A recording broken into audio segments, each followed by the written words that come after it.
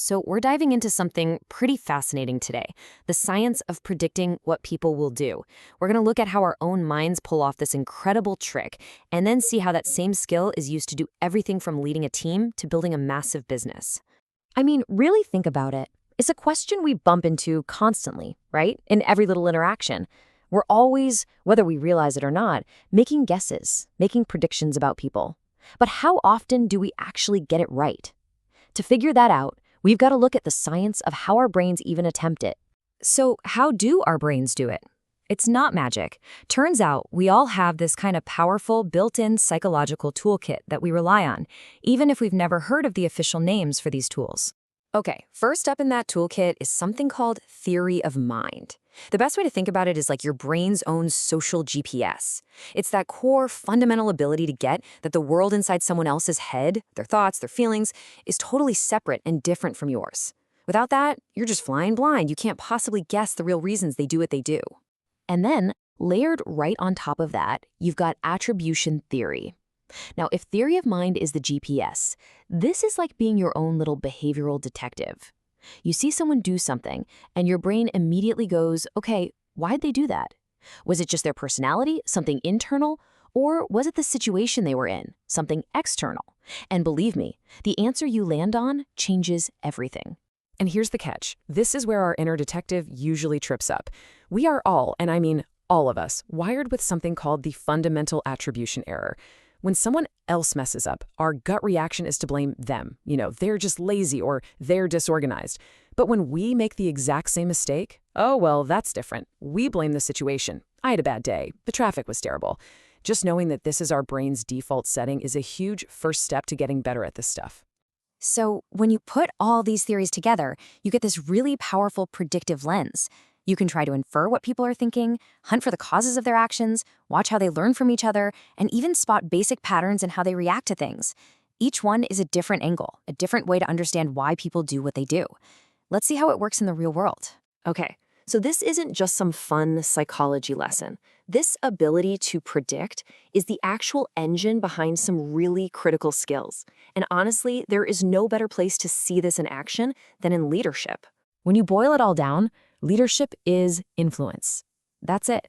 And you simply cannot influence people if you can't predict how they'll react, what they need, what they're worried about. It's impossible. A truly great leader is a master predictor. They use their theory of mind to anticipate their team's needs, and they're smart enough to avoid that fundamental attribution error when someone on their team hits a rough patch. And check this out. This Javanese philosophy of leadership is just a perfect example. It's built on 3 predictive steps. First, ngamang. You predict and serve what your team needs almost before they know they need it. Then, ngamang. You predict the best way to communicate to make sure the message actually lands. And finally, diomang. You're ready for feedback. You anticipate it, you welcome it. It's this beautiful, complete cycle of prediction and response that builds incredible trust. All right, so we've seen how it works one-on-one, with a leader and their team. But what happens when you scale this up? Like, what about predicting what an entire market wants? Because that's the whole game in business, isn't it? So let's look at a real-world case study, the corporate training world in Indonesia. For a really long time, the main approach was all about emotional hype, motivation, that kind of thing. But some newer companies started to predict a shift, a feeling that people were getting hungry for something more than just a temporary buzz. They wanted practical, usable skills.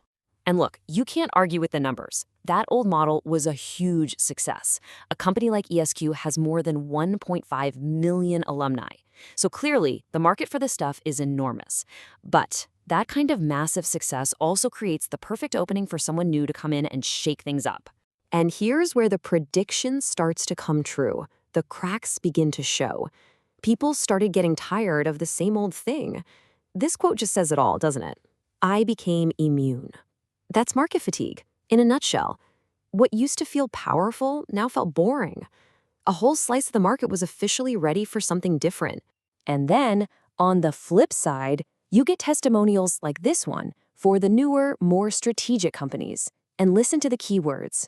More than we usually get, very useful, and the big one, can be implemented immediately. The prediction was that people wanted real, practical results, not just feelings. And the market was screaming, yes, that's it. So what did those smart, predictive companies see? They basically found a treasure map of unmet needs. People wanted culture change, they wanted evidence, they wanted flexible ways to learn, and actual support after the workshop ended. Every single thing on this list wasn't just a problem, it was a giant, flashing business opportunity, all born from predicting what people really wanted next. And you can put a hard number on the value of that prediction, too. This isn't just about making people feel good. McKinsey research found that effective communication, the exact thing the market was asking for, can boost a team's productivity by up to 25%. That's how you connect a psychological insight to a serious business result. Okay, we've gone through the science, we've looked at the real-world results, so let's try to wrap this all up into a practical toolkit that you can actually start using, like today. First thing you have to remember, and this is wild, is that a whopping 65% of the meaning in our day-to-day interactions, it's nonverbal. It's not in the words. It's in the tone of voice, the body language, the facial expressions. If you're only listening to what people are saying, you're literally missing most of the conversation. So here it is, 4 final keys to really sharpen your own prediction skills. Number 1, fight that gut instinct to blame personality. Always, always look at the context and the situation first. 2, the more you actually know someone, the less you'll rely on lazy stereotypes. 3, become a student of body language. It tells you what's really going on. And 4, be honest with yourself about your own biases. They're the biggest blind spots we have. So look, at the end of the day, you're already a full-time social predictor. We all are. We do it every single day. The only real question is, how good are you at it? And how much better do you want to be? Thanks for checking out The Explainer.